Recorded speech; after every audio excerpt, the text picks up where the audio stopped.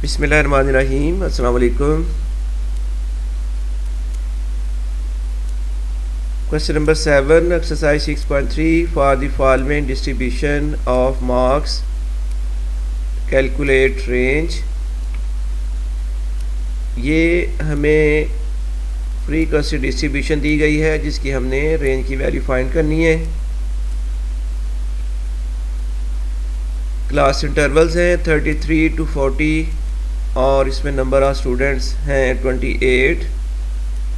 41 to 50 में है 31, 51 to 60 में 12, 61 to 79 और 71 to 75 में नंबर ऑफ स्टूडेंट्स हैं 5।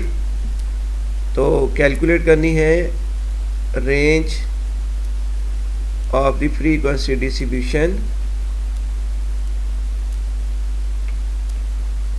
एक बार हम दोबारा डाटा लिखेंगे और इस सॉल्यूशन में रिक्वायर्ड है क्लास इंटरवल्स, क्लास बाउंड्रीज और फ्रीक्वेंसीज। ये हमने पुट कर लिए हैं जी given class intervals, class boundaries. Class boundary के लिए आपने करना है लोअर क्लास लिमिट में से 0.5 माइनस कर लें और अपर क्लास लिमिट में 0.5 ऐड कर लें। तो फर्स्ट इंटरवल 33 to 40 के लिए क्लास बाउंड्रीज आ जाएंगी 32.5 to 40.5।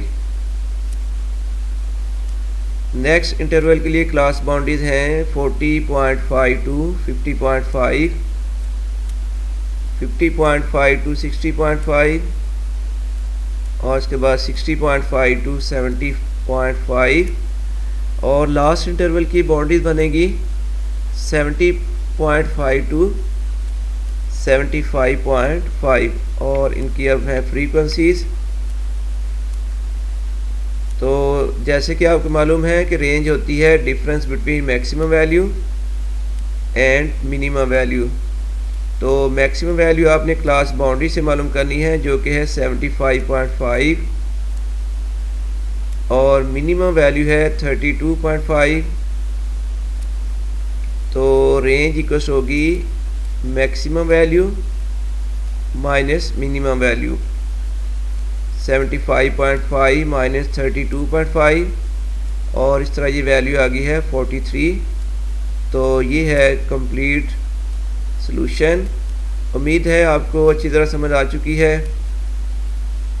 और लेक्चर कंप्लीट करते हुए अब आपके लिए बहुत सारी दुआओं के साथ मैं आपसे इजाज़त चाहूँगा। अल्लाह हाफ़िज़।